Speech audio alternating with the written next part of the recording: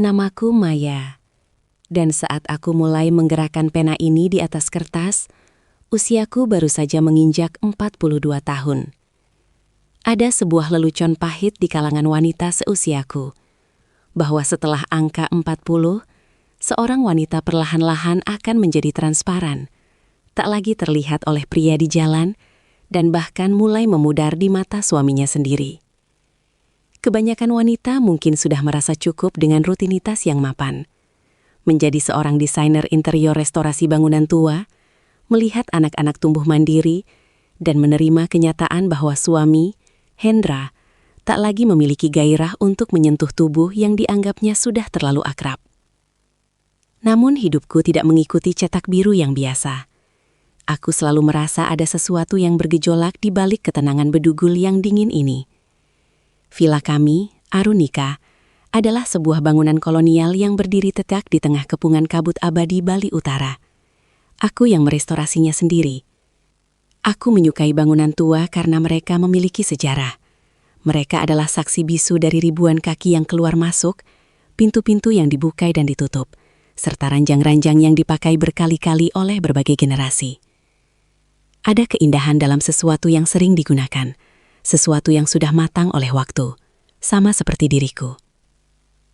Hendra adalah pria yang baik, pria yang sangat mapan. Namun gairahnya telah habis dimakan angka-angka saham dan proyek properti. Pernikahan kami yang baru berjalan 3 tahun ini lebih mirip sebuah kemitraan estetika. Kami saling memuji selera masing-masing, tapi jarang sekali saling memuji keindahan kulit di balik pakaian. Maya, Dion akan tinggal di sini selama beberapa bulan, ucap Hendra suatu pagi sambil menyesap kopi hitamnya tanpa menoleh padaku. Matanya terpaku pada layar tablet. Aku tertegun sejenak. Aku tahu Dion adalah putra tunggal Hendra dari pernikahan pertamanya di Jakarta.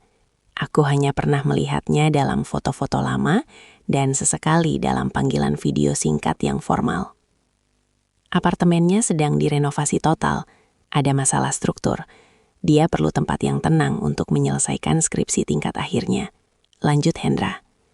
Aku mengangguk pelan. Tentu, ini rumahnya juga. Namun di dalam hati ada sebuah getaran aneh, sebuah rasa yang sulit kujelaskan. Seperti udara pegunungan yang tiba-tiba menjadi tipis, membuatku harus menarik napas lebih dalam. Hari kedatangan Dion adalah hari di mana kabut turun lebih rendah dari biasanya. Bedugul seolah menutup diri dari dunia luar dengan selimut putih yang tebal. Aku sedang berada di ruang tengah, baru saja selesai memeriksa beberapa sampel kain bludru untuk proyek terbaruku, ketika suara deru motor besar membelah kesunyian taman depan. Aku berdiri, merapikan gaun rumahku, sebuah terusan sutra tipis berwarna krem yang lembut. Gaun ini adalah favoritku, karena cara ia jatuh mengikuti setiap lekukan tubuh, sangat ringan hingga aku sering merasa seperti tidak memakai apa-apa. Sebagai wanita yang bekerja di bidang keindahan, aku selalu memastikan penampilanku rapi, bahkan saat hanya di rumah. Aku berjalan menuju pintu jati besar yang sudah kurestorasi berkali-kali itu. Saat pintu terbuka, dia ada di sana. Dion. Dia tidak seperti yang kubayangkan. Dalam foto, dia terlihat seperti remaja yang kikuk. Namun, pria yang berdiri di hadapanku sekarang adalah seorang dewasa muda berusia 22 tahun yang tampak sangat kontras dengan latar belakang villa tua ini. Rambutnya hitam, sedikit berantakan karena helm, mengenakan jaket kulit hitam yang masih basah oleh embun, dan celana jin yang memeluk kakinya yang jenjang. Mbak Maya? Suaranya rendah, memiliki resonansi yang seolah menggetarkan lantai kayu di bawah kakiku. Dion, selamat datang, jawabku. Aku mencoba tersenyum sealami mungkin, namun ada sesuatu dalam tatapannya yang membuatku sedikit goyah. Ia tidak memanggilku ibu. Pilihan kata Mbak itu entah mengapa terasa jauh lebih intim daripada gelar formal manapun. Ia melangkah masuk, membawa aroma maskulin yang segar. Campuran antara parfum berkayu, aroma hujan, dan bensin, yang seketika menjajah ruang tamuku yang biasanya hanya berbau lilin aromaterapi lavender. "Maaf kalau merepotkan, Mbak," ucapnya sambil meletakkan tas ransel besarnya. "Sama sekali tidak." Ayahmu sudah menyiapkan kamar di lantai atas, tapi aku memindahkannya ke sayap kanan bawah, agar kamu lebih dekat dengan ruang kerja jika ingin belajar, kataku, mencoba terdengar seperti tuan rumah yang efisien. Dion tidak langsung bergerak. Ia berdiri tegak, matanya yang tajam dan berwarna coklat gelap mulai menelusuri ruangan. Lalu matanya berhenti padaku. Aku bisa merasakan tatapannya bergerak dari wajahku, turun ke leher, dan sejenak, hanya sepersekian detik namun terasa seperti selamanya, berhenti pada lekukan di balik gaun sutra tipis yang kupakai. Cahaya sore yang temaram dari balik jendela besar di belakangku pasti membuat siluet tubuhku terlihat jelas di balik kain tipis itu. Dion segera memalingkan wajah, berdeham kecil. "Terima kasih, Mbak. Tempat ini lebih indah dari yang ayah ceritakan."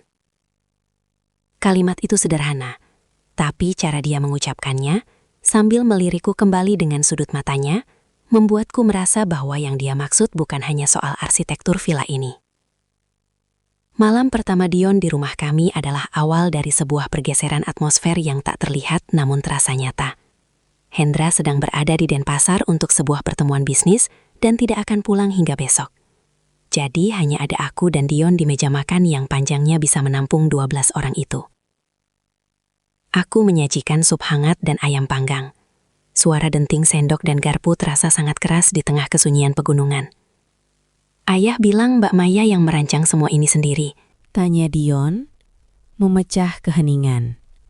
"Hanya restorasi. Aku suka mempertahankan apa yang sudah ada, tapi memberinya nyawa baru.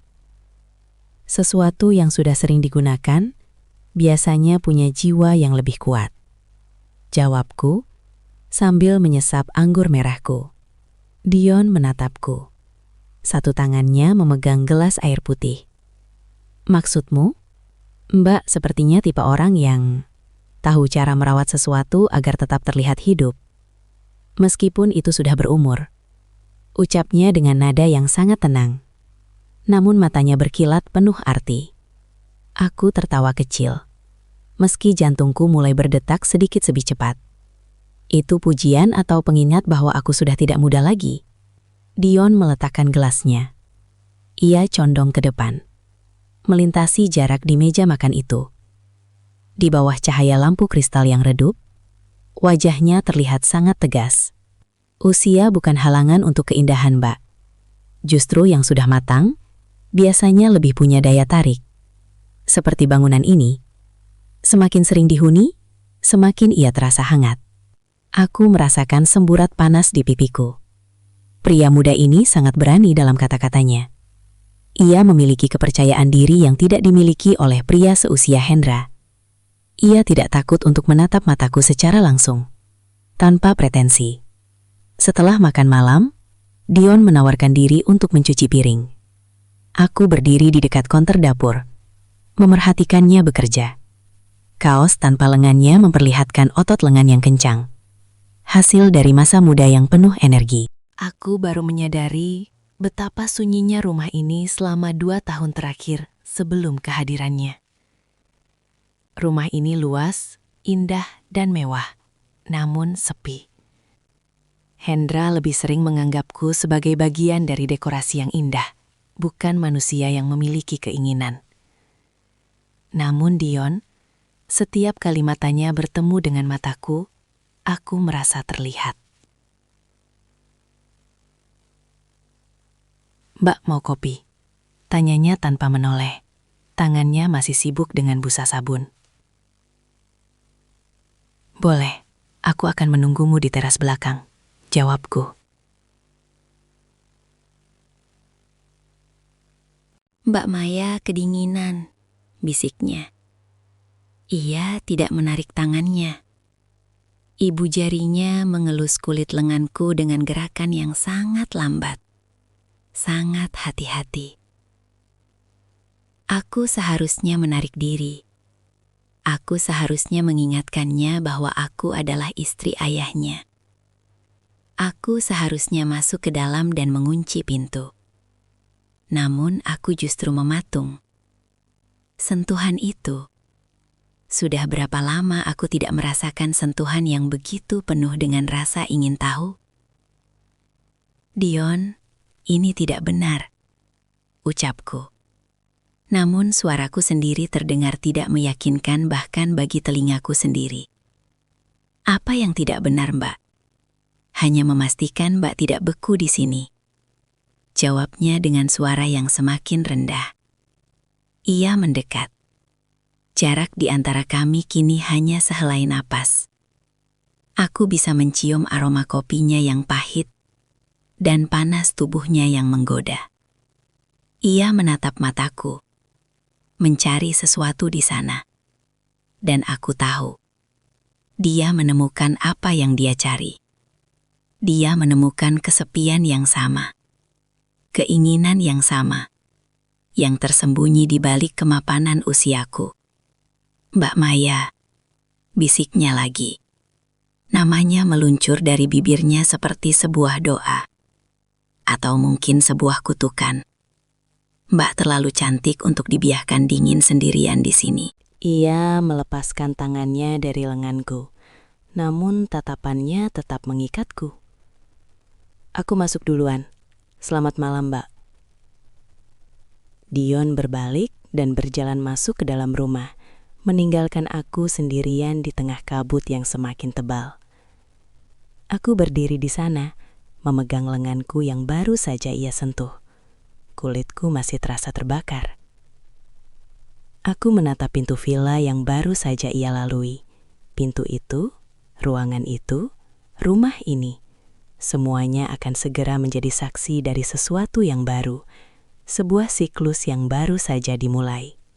Keluar, masuk, dipakai, dan dipakai lagi. Aku memejamkan mata, membiarkan udara dingin meresap ke dalam paru-paruku, menyadari bahwa ketenangan hidupku yang mapan baru saja berakhir malam ini. Dan anehnya, aku tidak merasa takut. Aku justru merasa hidup kembali. Pagi di Bedugul tidak pernah benar-benar dimulai dengan sinar matahari yang benderang. Ia dimulai dengan abu-abu, kabut yang merayap masuk melalui celah-celah jendela, membawa aroma tanah basah dan pinus yang memabukkan. Namun, bagi diriku, pagi itu dimulai dengan sisa panas yang masih tertinggal di permukaan kulit lenganku, bekas jemari Dion dari malam sebelumnya. Aku terbangun di atas ranjang king size yang terasa terlalu luas. Hendra biasanya mendengkur halus di sampingku, sebuah suara yang dulu kuanggap menenangkan, namun kini terasa seperti pengingat akan kebosanan yang kronis. Pagi ini, sisi ranjang itu kosong, dingin. Aku menatap langit-langit kamar yang memiliki ukiran kayu jati hasil restorasiku setahun lalu. Kayu itu sudah dipakai berkali-kali oleh waktu. Diserut, dipoles, hingga serat-seratnya yang paling dalam terlihat. Kadang aku merasa seperti kayu itu. Aku butuh seseorang yang berani menyerut lapisanku, hingga bagian yang paling sensitif itu terekspos kembali. Aku bangkit, mengenakan jubah tidur sutra pendek yang senada dengan tank top tipis di dalamnya.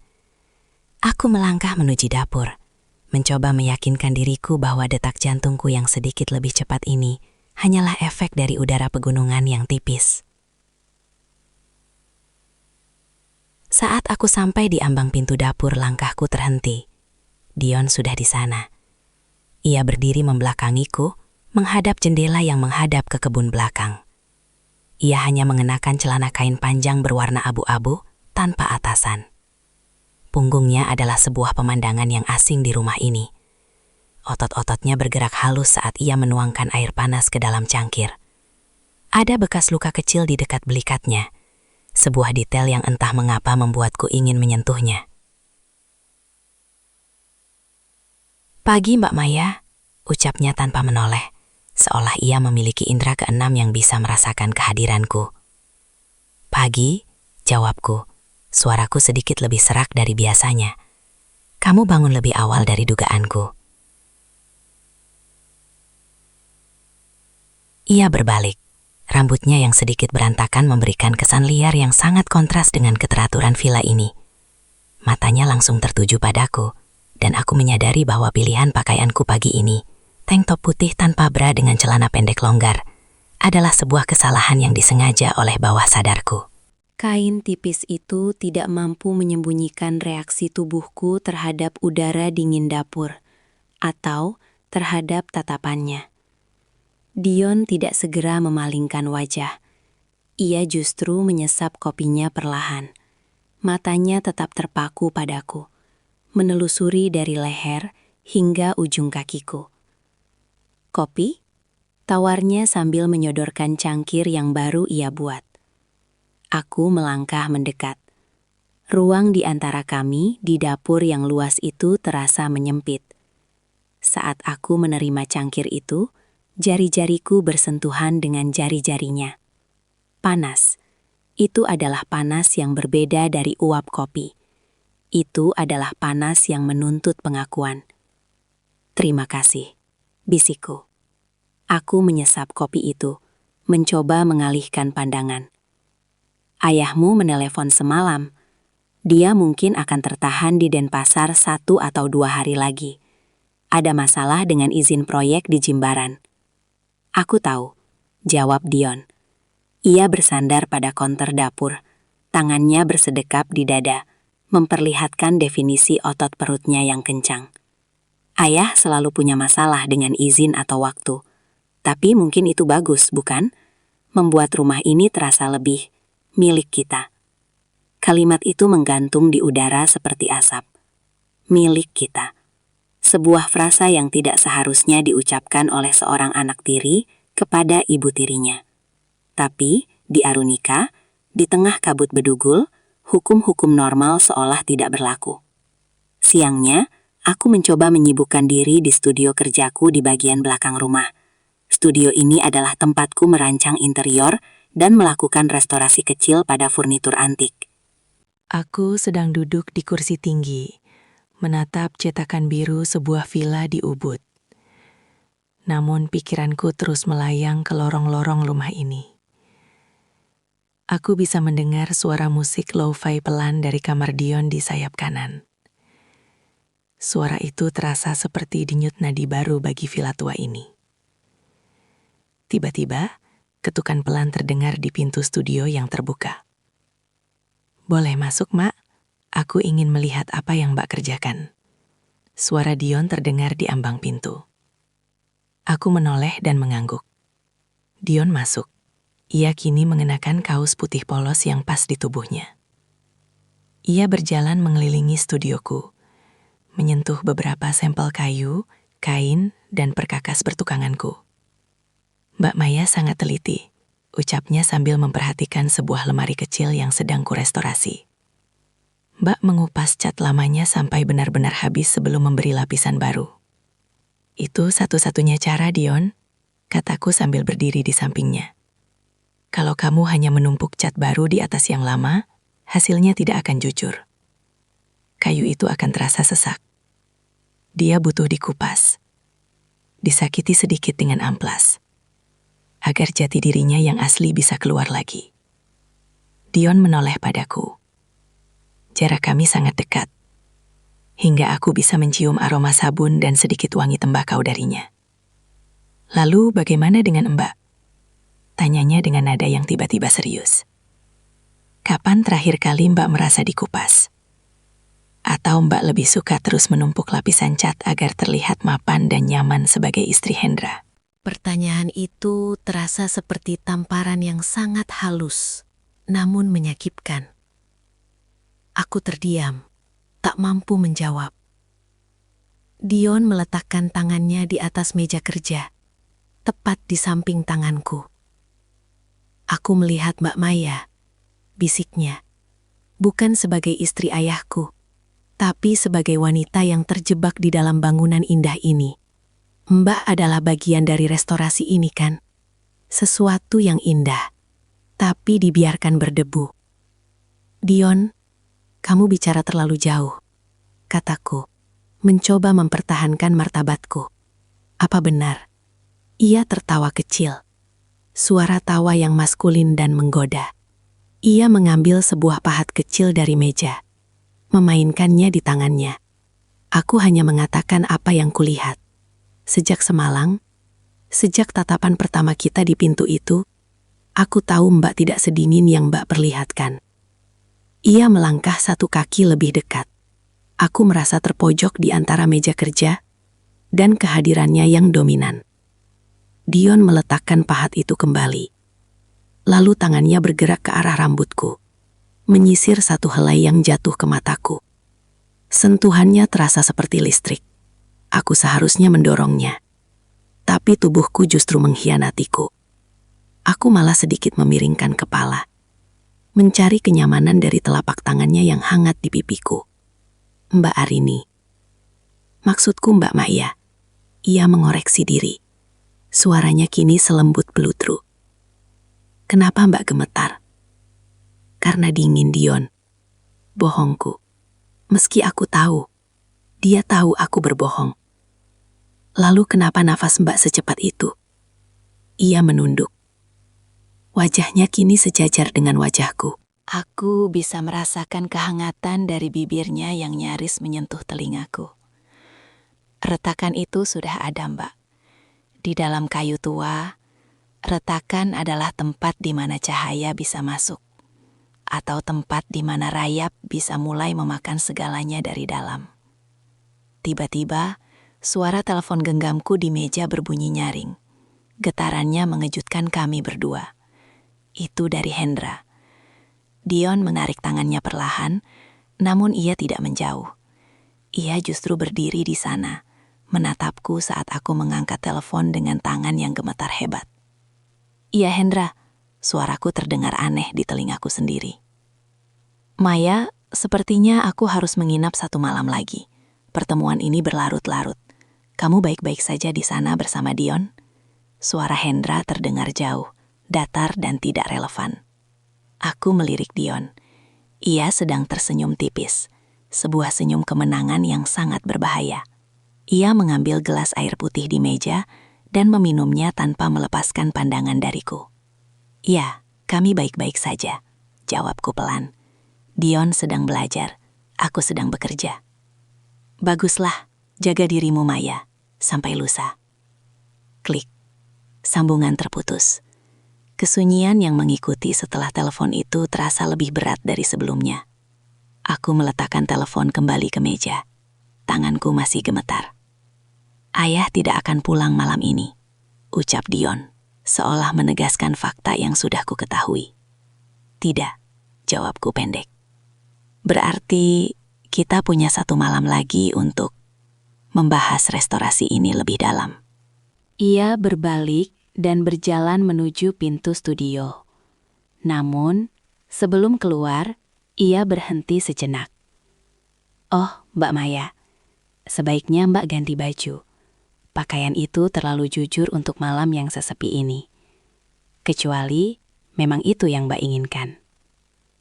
Ia menghilang di balik lorong, meninggalkan aku yang berdiri terpaku di tengah studio.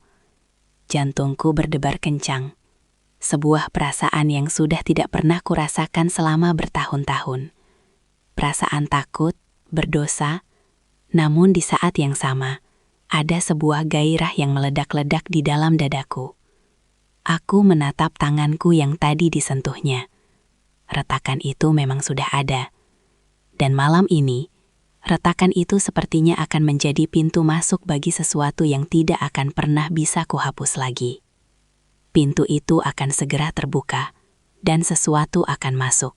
Dan aku tahu, aku akan membiarkannya terjadi. Lagi dan lagi. Malam di Bedugul tidak pernah benar-benar sunyi. Selalu ada suara. Desis angin yang melewati celah pinus. rintik hujan yang kadang jatuh malu-malu di atas atap sirap, hingga suara detak jam dinding tua di lorong villa yang seolah menghitung setiap detik kegelisahanku. Namun malam ini, suara yang paling keras adalah suara napasku sendiri. Hendra benar-benar tidak pulang. Kabar itu seharusnya memberiku ketenangan untuk bekerja, tapi yang terjadi justru sebaliknya. Aku merasa seperti pencuri di rumahku sendiri. Aku berdiri di depan cermin besar di kamar utama, menatap pantulan wanita berusia 42 tahun yang masih memiliki garis rahang tegas dan kulit yang terawat. Namun matanya memancarkan kehausan yang sudah lama tidak terobati. Aku membuka lemari pakaian. Jari-jariku menari di atas barisan gaun malam dan jubah tidur. Mataku jatuh pada sebuah gaun tidur sutra berwarna blush pink yang sangat tipis dan lembut. Gaun ini memiliki potongan leher rendah dengan tali bahu yang halus seperti benang laba-laba. Biasanya, aku hanya mengenakannya saat tidur sendirian ketika Hendra sedang sangat sibuk. Karena aku tahu, Hendra bahkan tidak akan menyadari perbedaan antara kain sutra mahal ini dengan daster katun biasa. Namun malam ini, aku memakainya. Bukan untuk tidur, tapi untuk merayakan kesunyian ini. Aku melapisinya dengan kimono sutra senada yang sengaja tidak aku ikat dengan kencang. Saat aku berjalan menuju ruang baca yang menghadap ke kebun belakang, kain itu bergesekan dengan kulit paha dan betisku, menciptakan sensasi yang membuat bulu kudukku meremang. Aku merasa hidup. Aku merasa berbahaya. Ruang baca itu adalah jantung dari Villa Arunika.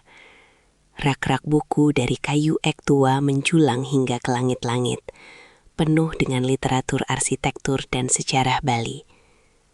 Aku menyalakan hanya satu lampu meja di sudut ruangan, menciptakan suasana yang sangat temaram. Suasana yang bisa dibilang terlalu intim untuk seorang ibu tiri dan anak tiri yang hanya berdua di rumah sebesar ini. Aku duduk di sofa bludru hijau tua, mencoba membaca sebuah jurnal tentang restorasi istana di Eropa. Namun, mataku terus teralihkan oleh bayangan di lorong. Lalu, suara itu muncul. Suara langkah kaki yang berat, namun teratur. Dion muncul di ambang pintu. Ia telah berganti pakaian. Kini ia mengenakan kaos abu-abu tipis yang seolah menempel pada lekuk dadanya dan celana pendek selutut. Rambutnya masih sedikit lembab dan aroma sabun maskulin yang tajam segera memenuhi ruangan, mengusir aroma debu buku tua. "Belum tidur, Mbak Maya?" tanyanya. Suaranya rendah, bergetar di udara malam yang dingin. Ia berdiri di sana, separuh tubuhnya tertutup bayangan, separuhnya lagi diterangi cahaya kuning redup dari lampu meja. Matanya langsung tertuju padaku, atau lebih tepatnya, pada bagaimana gaun sutra pink itu jatuh di tubuhku. "Belum," jawabku, mencoba menjaga suaraku agar tetap stabil. Udara malam ini terlalu bagus untuk dilewatkan dengan tidur. Kamu sendiri? Dion melangkah masuk. Ia tidak duduk di kursi jauh. Ia justru memilih sofa panjang tepat di seberangku. Posisi ini membuatnya bisa melihatku dengan sangat jelas. Aku tidak bisa berhenti memikirkan apa yang Mbak katakan tadi di studio, tentang kejujuran. Ia mencondongkan tubuhnya ke depan, menyandarkan siku di lututnya. Matanya tak lepas dari leherku yang terbuka. Mbak Maya bilang, kalau kita menumpuk lapisan cat di atas yang lama, hasilnya tidak akan jujur. Kayunya akan sesak. Dion terdiam sejenak, membiarkan kalimat itu meresap ke dalam keheningan di antara kami. Pakaian yang Mbak pakai malam ini, apakah itu bentuk dari kejujuran itu? Karena jujur saja Mbak, Pakaian itu membuatku sulit untuk bernapas. Aku merasakan jantungku berdegup kencang, seolah ingin melompat keluar dari dadaku. Keberanian pria muda ini sungguh luar biasa. Ia tidak menggunakan kode atau kiasan yang rumit. Ia langsung menusuk ke pusat kegelisahanku. "Dion, kamu harus tahu batas." Ucapku lemah, meski tanganku justru tanpa sadar merapikan rambutku ke satu sisi bahu, memperlihatkan lebih banyak kulit leher dan tulang selangkaku. "Batas adalah sesuatu yang kita buat sendiri untuk merasa aman, Mbak," sahut Dion. Ia berdiri perlahan, gerakannya tenang seperti predator yang sedang mengamati mangsanya. Tapi di rumah ini, di tengah kabut ini, siapa yang sedang kita coba amankan? Ayah? Ayah bahkan tidak ada di sini untuk melihat betapa indahnya Mbak malam ini. Ia berjalan mendekat. Setiap langkahnya terasa seperti dentuman di kepalaku. Ia berhenti tepat di depan sofaku. Aku harus mendongak untuk menatap matanya. "Mbak tahu kenapa aku lebih suka memanggil Mbak?" bisiknya. Ia merendahkan tubuhnya, meletakkan tangannya di sandaran sofa di belakang kepalaku. Karena gelar ibu itu seperti lapisan cat yang tebal dan menyesakan. Itu tidak jujur. Itu menutupi siapa Mbak sebenarnya. Dan menurutmu, siapa aku sebenarnya? Tantangku. Suaraku kini nyaris berupa bisikan. Dion menatap bibirku, lalu kembali ke mataku. Mbak adalah seorang wanita yang haus akan pengakuan. Seorang wanita yang ingin dipakai dan dihargai, bukan hanya dijadikan pajangan di villa tua. Mbak adalah api di tengah dinginnya bedugul. Tangannya bergerak. Ia tidak menyentuh wajahku, melainkan ujung rambutku. Ia memainkannya dengan jari-jarinya yang kasar namun lembut. "Mbak Maya, aku sudah dewasa. Aku bukan anak kecil yang bisa Mbak bohongi dengan senyum formal itu. Aku bisa melihat bagaimana Mbak menatapku di meja makan. Aku bisa merasakan bagaimana suhu tubuh Mbak naik setiap kali aku lewat. Aku memejamkan mata. Aku merasa kalah. Semua lapisan cat yang kubangun selama bertahun-tahun. Sebagai istri yang sempurna, desainer yang sukses, dan wanita yang mapan, seolah mengelupas dalam satu malam di bawah tatapan Dion. "Jangan," kataku, namun tubuhku justru bergerak maju, memperpendek jarak di antara kami. "Jangan apa, Mbak? Jangan mengatakan kebenaran?" Dion duduk di tepi sofa, tepat di sampingku. Jarak kami kini hanya sehelai kain sutra.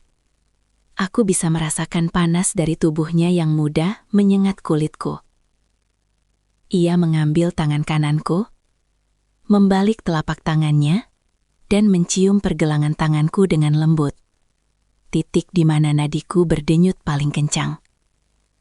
Sentuhan bibirnya di sana terasa seperti sengatan listrik yang menjalar ke seluruh sarafku. Aku menarik napas tajam. "Sentuhan ini," bisik Dion di pergelangan tanganku. "Nadimu bicara lebih jujur daripada bibirmu." Ia mengangkat wajahnya. Wajah kami kini begitu dekat, hingga aku bisa merasakan embusan napasnya yang hangat di pipiku. Aroma kopinya bercampur dengan aroma tubuhnya sendiri. Sebuah kombinasi yang memabukkan. "Malam ini gelap sekali di luar, Mbak," ucapnya lagi. Tangannya kini beralih ke pinggangku, meremas pelan kain sutra tipis itu. Tapi di sini, aku merasa melihat segalanya dengan sangat jelas. Aku melihat Mbak sepenuhnya. Aku tidak sanggup lagi menahan beban dari keinginan ini. Aku meletakkan tanganku di dadanya, bisa merasakan detak jantungnya yang juga sama kencangnya dengan jantungku. Otot dadanya terasa keras di bawah telapak tanganku. Sebuah pengingat akan perbedaan usia dan energi di antara kami. "Dion?" "Ini akan menghancurkan segalanya, bisikku. Air mata mulai menggenang di sudut mataku. Bukan karena sedih, tapi karena tekanan emosi yang luar biasa. Atau mungkin ini akan membangunkan segalanya. Jawabnya, ia tidak menciumku. Tidak malam itu. Ia justru menarikku ke dalam pelukannya. Ia memelukku erat, menyandarkan kepalaku di bahunya yang kokoh. Aku membenamkan wajahku di lehernya, menghirup aromanya dalam-dalam. Di dalam pelukan itu, aku merasa seperti sebuah bangunan tua yang akhirnya menemukan penghuni yang benar-benar tahu cara merawat setiap sudut ruangannya. Kami duduk diam di ruang baca itu selama waktu yang terasa abadi. Hanya ada suara hujan yang kini turun lebih deras di luar, seolah menyembunyikan rahasia kami dari dunia. Malam ini, tidurlah dengan tenang, Mbak, ucap Dion di telingaku. Aku akan ada di sini, di rumah ini, menjagamu dari kesepian itu.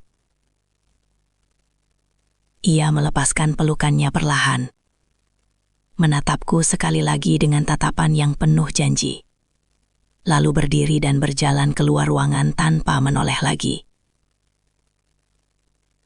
Aku tetap duduk di sofa itu, gemetar.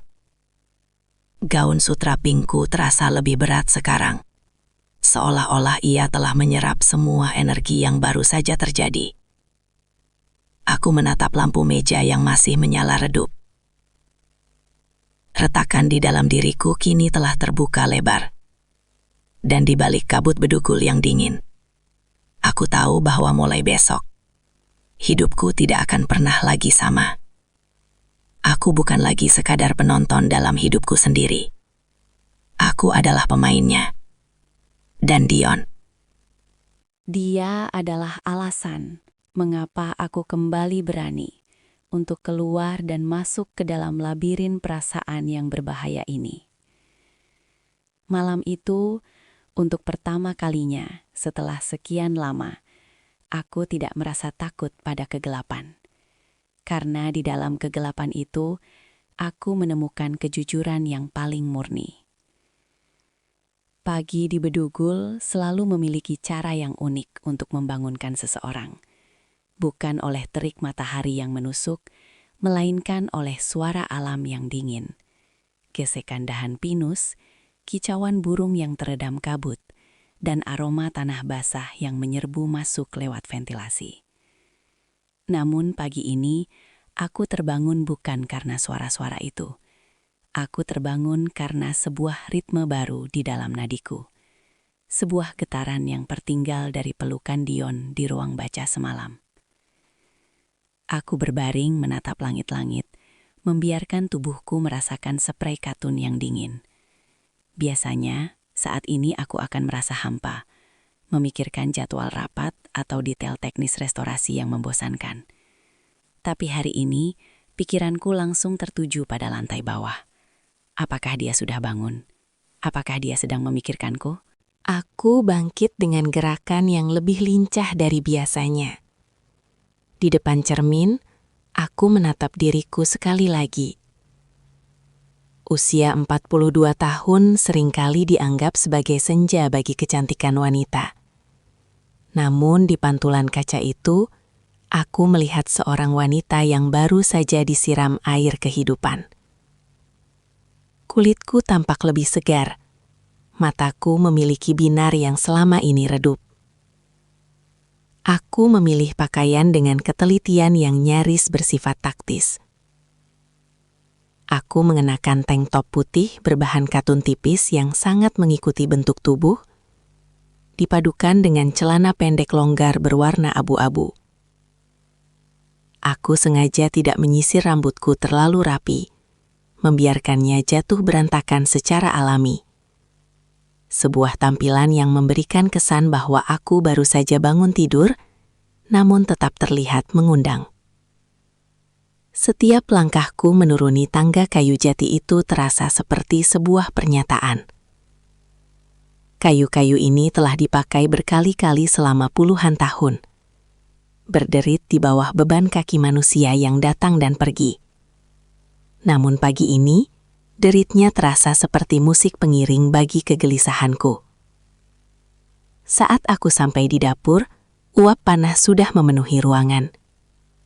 Aroma kopi yang tajam dan pahit bercampur dengan aroma udara pagi yang segar. Dion ada di sana. Ia sedang berdiri menghadap meja dapur, memunggungi tangga. Ia mengenakan kaos putih polos yang sedikit ketat di bagian bahu dan celana jin lama yang tampak nyaman. Ia sedang mengoperasikan mesin kopi manual milikku. Gerakannya sangat tenang. Namun aku bisa melihat ketegangan di pundaknya. Pagi, Mbak Maya. Suaranya memecah keheningan sebelum aku sempat menyapanya. Ia berbalik, dan untuk sesaat, waktu seolah berhenti. Matanya yang coklat gelap menatapku. Tidak dengan cara yang biasa, melainkan dengan tatapan yang seolah sedang melucuti setiap lapisan pertahananku. Ia memperhatikan tank top tipisku, lalu turun ke kakiku yang telanjang di atas lantai marmer, sebelum akhirnya kembali ke mataku. "Pagi, Dion," jawabku. Aku berjalan menuju counter, sengaja mengambil posisi yang cukup dekat dengannya untuk bisa merasakan radiasi panas dari tubuhnya. "Kamu sudah menguasai mesin kopiku. Benda ini punya karakter, Mbak," ucapnya sambil menekan tuas mesin kopi. "Sama seperti rumah ini. Kalau kita menekan terlalu keras, hasilnya akan pahit. Kalau terlalu lembut, rasanya tidak akan keluar. Harus pas." Ia menyodorkan satu cangkir porselen berisi cairan hitam pekat padaku. Jari-jari kami bersentuhan saat aku menerima cangkir itu. Hanya sebuah sentuhan kecil, namun rasanya seperti aliran listrik yang langsung menjalar ke pangkal rahimku. Aku tidak segera menarik tanganku, dan ia pun tidak segera melepaskannya. "Terima kasih," bisikku. Aku menyesap kopi itu. Rasanya sangat kuat, pahit, namun memiliki aftertaste coklat yang dalam. "Kamu membuatnya dengan sempurna. Aku suka belajar bagaimana cara kerja sesuatu, Mbak, terutama sesuatu yang sudah lama tidak disentuh dengan benar," jawabnya dengan nada yang sangat sugestif.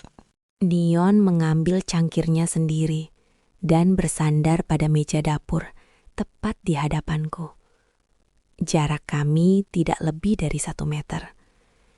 Cahaya pagi yang abu-abu masuk lewat jendela besar di belakangnya, menciptakan siluet yang membuat tubuh atletisnya terlihat semakin menonjol. "Kenapa Mbak menatapku seperti itu?" tanyanya sambil tersenyum tipis. Senyum yang penuh dengan rasa percaya diri seorang pria muda yang tahu bahwa dia sedang diinginkan. "Menatap bagaimana?" Aku mencoba membela diri, meski aku tahu aku sudah kalah. "Seperti Mbak sedang melihat sesuatu yang sudah lama hilang dari rumah ini." Aku tertawa kecil, sebuah tawa yang dipaksakan untuk menutupi kegugupan. "Mungkin karena rumah ini memang sudah terlalu lama sepi, Dion. Kehadiranmu membawa ritme yang berbeda. Ritme yang sedikit mengganggu, tapi jujur saja, aku tidak keberatan." "Hanya tidak keberatan, Mbak." Ia melangkah 1 tahap lebih dekat. Sekarang, aku bisa mencium aroma napasnya yang berbau kopi dan kehangatan kulitnya. "Semalam di ruang baca, aku merasa Mbak lebih dari sekadar tidak keberatan." Aku merasakan wajahku memanas. Kejadian semalam, pelukan itu, pengakuan itu, terasa seperti mimpi di tengah kabut. "Semalam itu, kita berdua sedang lelah, Dion. Udara bedugul bisa membuat orang menjadi emosional." "Jangan menyalahkan udara, Mbak," Dion menyela. Suaranya kini menjadi lebih rendah dan serak. Ia meletakkan cangkir kopinya di meja tanpa melepaskan pandangannya dariku. "Udara hanya membawa apa yang sudah ada di dalam hati. Mbak kedinginan semalam, dan Mbak mencari kehangatan. Dan aku ada di sana untuk memberikannya. Itu adalah kejujuran yang paling murni yang pernah kulihat dari Mbak. Aku terdiam. Aku menyesap kopiku lagi, mencoba mencari kekuatan di balik rasa pahitnya. Aku menyadari bahwa di hadapan Dion, aku tidak bisa berpura-pura menjadi Mbak Maya yang anggun dan terkontrol. Ia melihat melalui topeng itu. Aku harus mulai bekerja di studio, kataku, mencoba mengalihkan pembicaraan. Ada beberapa detail restorasi yang harus kuselesaikan sebelum ayahmu pulang lusa. Ayah lagi, Dion mendengus kecil. Namun nadanya tidak sinis, melainkan penuh pemahaman. Apa Mbak selalu menggunakan ayah sebagai tameng setiap kali merasa terancam? Aku tidak merasa terancam, Dion. Mbak merasa takut, ia mengoreksi. Takut karena Mbak mulai menyukai bagaimana rasanya dilihat sebagai seorang wanita lagi. Takut karena Mbak sadar bahwa hidup Mbak selama ini hanyalah tentang keluar masuk dari satu rutinitas ke rutinitas lain, tanpa benar-benar merasakannya. Ia berjalan mengitariku. Gerakannya lambat, seperti harimau yang sedang mengitari mangsanya di dalam sangkar emas. Ia berhenti di belakangku. Aku bisa merasakan napasnya di tengkukku, membuat bulu halus di leherku berdiri tegak. Aku akan pergi ke pasar sebentar lagi, bisiknya tepat di telingaku. Mbak mau titip sesuatu? Aku memejamkan mata, mencoba menstabilkan napasku yang mulai tak beraturan. Bawakan saja beberapa buah segar, jeruk atau stroberi. Baiklah, buah yang segar dan manis, sama seperti Mbak pagi ini. Tangannya dengan berani menyentuh pinggangku. Hanya sekejap. Namun jemarinya yang kuat seolah meninggalkan bekas panas di balik kain celana pendekku. Ia kemudian menjauh dan berjalan menuju pintu keluar tanpa berkata apa-apa lagi. Setelah kepergiannya, dapur itu terasa sangat dingin. Aku berdiri di sana sendirian, memegang cangkir kopi yang kini sudah mulai mendingin. Jantungku berdebar kencang, sebuah ritme yang tidak sinkron dengan ketenangan bedugul di luar sana. Aku berjalan menuju studio kerjaku, namun konsentrasiku hancur total. Aku duduk di depan meja gambar, menatap sketsa restorasi sebuah villa di Ubud. Tapi yang kulihat di atas kertas itu adalah bayangan punggung Dion yang kokoh. Aku membayangkan tangannya yang tadi membuat kopi. Tangan yang sama yang memelukku semalam. Dan tangan yang mungkin, suatu saat nanti, akan mengupas semua lapisan cat di dalam diriku.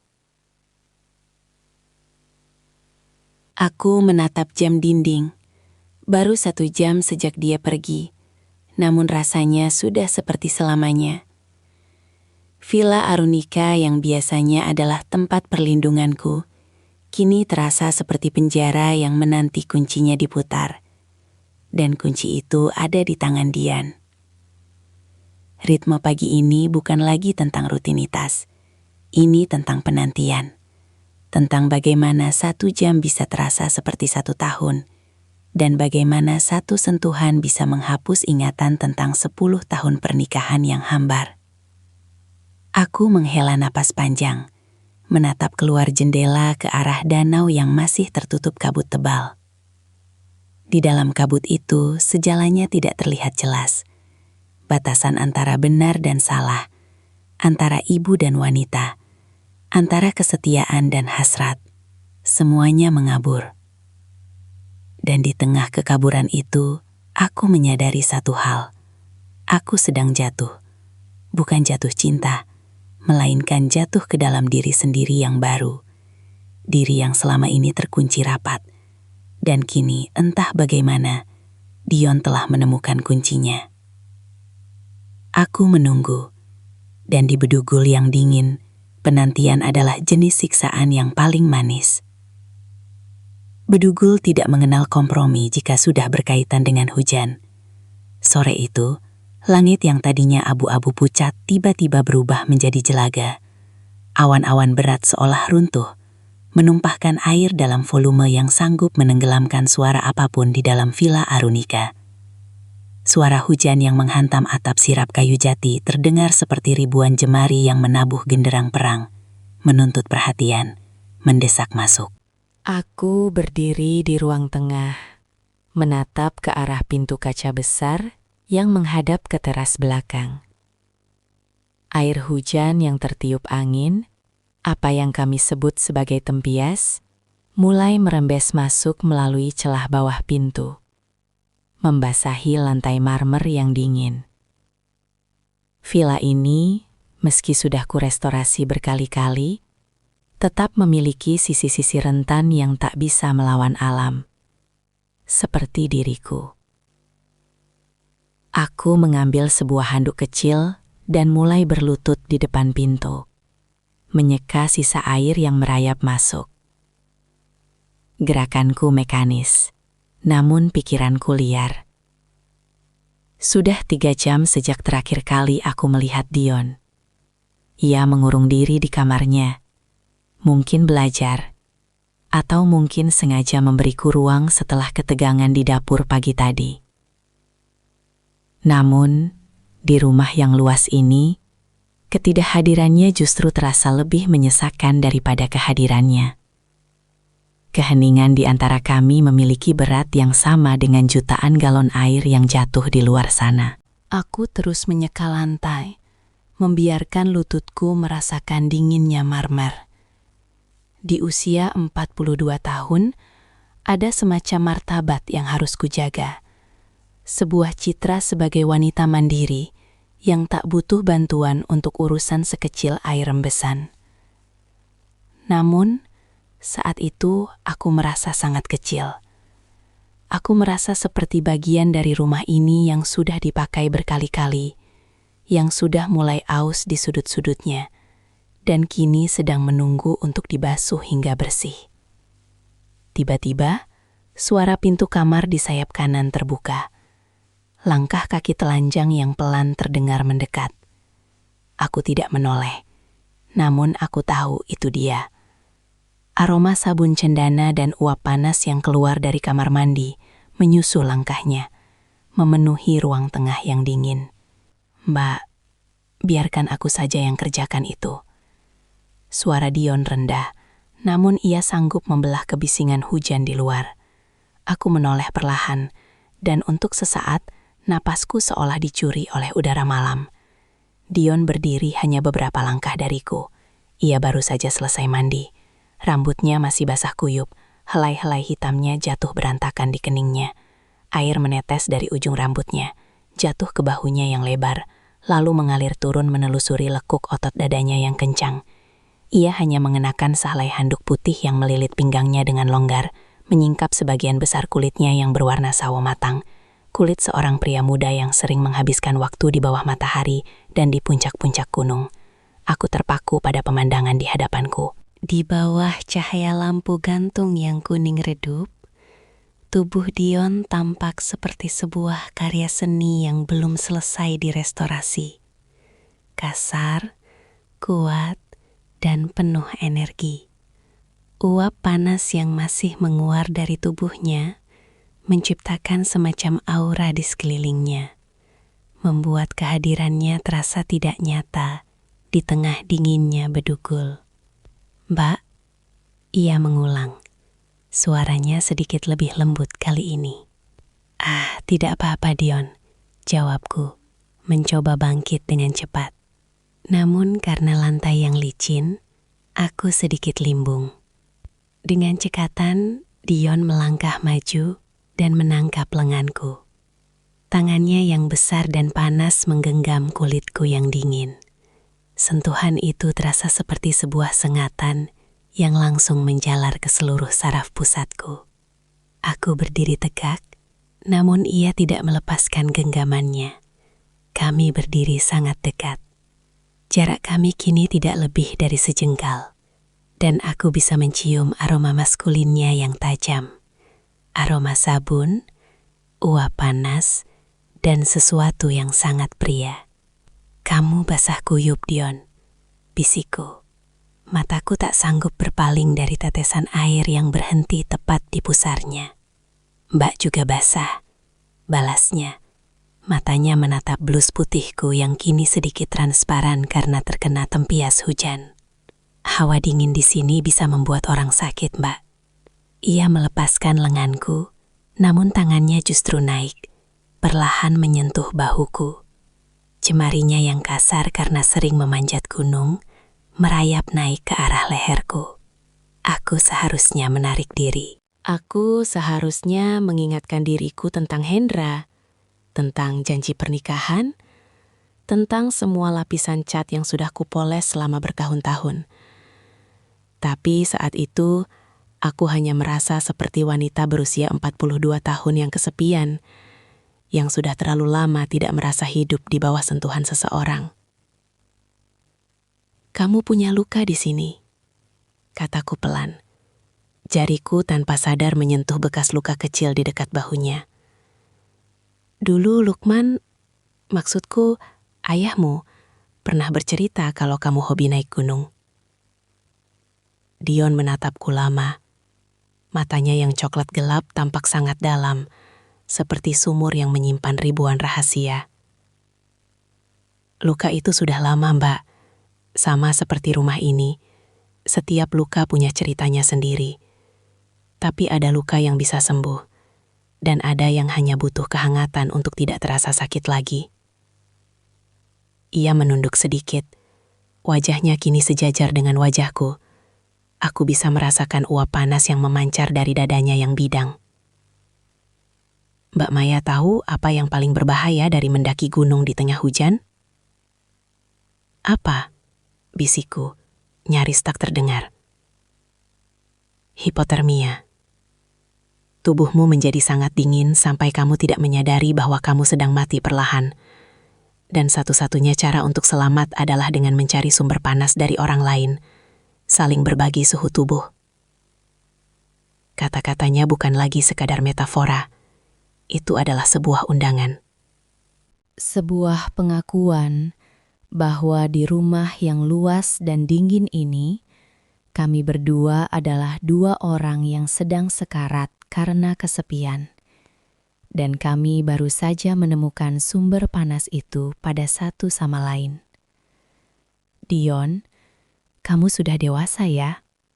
Kadang aku lupa. Kamu bukan anak kecil lagi," ucapku. Sebuah pengakuan yang sudah lama tertahan di ujung lidah. "Aku bukan anak kecil sejak pertama kali aku melihat Mbah di pameran agraris 2 tahun lalu," sahutnya dengan nada yang sangat jujur. Saat itu aku tahu, ayahku tidak akan pernah bisa melihat Mbak dengan cara yang benar. Ia hanya melihat Mbak sebagai bagian dari prestasinya. Tapi aku melihat wanita yang ada di balik itu semua. Ia menggerakkan tangannya. Jemarinya kini menyisir rambutku yang lembab ke belakang telinga. Sentuhannya sangat lembut, kontras dengan tubuhnya yang terlihat keras. "Kenapa Mbak gemetar? Apakah Mbak kedinginan?" "Aku tidak tahu, Dion," jawabku jujur. "Aku gemetar bukan karena hawa dingin bedukul, tapi karena aku takut pada diriku sendiri. Aku takut pada betapa besarnya keinginanku untuk membiarkan handuk yang melilit pinggangnya itu jatuh ke lantai." "Jangan takut," bisiknya. Ia mendekatkan wajahnya ke leherku, menghirup aromaku. Nafasnya yang panas terasa seperti api di atas kulitku yang beku. Hujan di luar tidak akan berhenti dalam waktu dekat. Tidak ada siapa-siapa di sini. Hanya ada aku, Mbak, dan rumah yang sudah dipakai berkali-kali ini. Aku memejamkan mata, membiarkan diriku tenggelam dalam momen itu. Di luar, petir menyambar, menerangi ruang tengah sesaat dengan cahaya putih yang membutakan, diikuti oleh dentum guntur yang menggetarkan kaca jendela. Getaran itu seolah meruntuhkan sisa-sisa pertahananku. Aku meletakkan tanganku di dadanya yang basah. Aku bisa merasakan detak jantungnya yang kuat dan stabil. Itu adalah detak jantung kehidupan yang nyata, bukan sekedar rutinitas. Kulitnya terasa sangat halus namun padat. Aku mulai menyadari bahwa di usia 42 tahun ini, aku tidak sedang meredup. Aku sedang membara. Dion? Ia membungkamku dengan jarinya yang diletakkan di bibirku. Jangan bicara soal benar atau salah malam ini. Bicara soal apa yang Mbak rasakan. Ia menarikku lebih dekat, hingga tubuhku yang mungil tenggelam dalam dekapan tubuhnya yang besar dan hangat. Handuknya yang lembab bergesekan dengan kain blusku. Aku bisa merasakan ketegangan yang nyata di sana. Sebuah bukti bahwa hasrat ini bukan hanya milikku sendiri. Malam itu, di tengah hujan deras yang mengisolasi Villa Arunika dari dunia luar, batasan-batasan itu akhirnya mulai memudar. Aku menyadari bahwa hidup ini memang seperti restorasi. Terkadang kita harus mengupas semuanya, membiarkan uap panas membersihkan sisa-sisa cat lama, agar kita bisa melihat kayu aslinya kembali. Dan Dion, dengan segala kemudaan dan keberaniannya, adalah uap panas yang kubutuhkan. Mbak Maya, bisiknya lagi. Kali ini suaranya mengandung nada kerinduan yang sangat dalam. Biarkan aku membasuh dingin itu dari tubuhmu. Aku tidak menjawab dengan kata-kata. Aku hanya menarik napas panjang, menghirup aroma tubuhnya yang memabukkan, dan untuk pertama kalinya setelah bertahun-tahun, aku merasa benar-benar utuh. Kami berdiri di sana, di tengah remang ruang tamu, sementara di luar hujan terus turun, seolah-olah dunia sedang dicuci bersih dari segala dosa yang akan kami lakukan. Di Bedugul malam ini, tidak ada lagi ibu tiri atau anak tiri. Yang ada hanyalah dua jiwa yang haus, yang akhirnya menemukan oase di tengah padang gurun yang beku. Dan aku tahu, sejak malam ini, setiap kali aku melihat hujan turun, aku akan teringat pada uap panas ini, pada Dion, pada bagaimana rasanya dipakai dan diinginkan kembali dengan cara yang paling primitif, namun paling murni. Setelah badai malam itu, Villa Arunika tidak lagi terasa seperti bangunan kayu dan marmer yang mati. Ia terasa seperti makhluk hidup yang sedang menahan napas.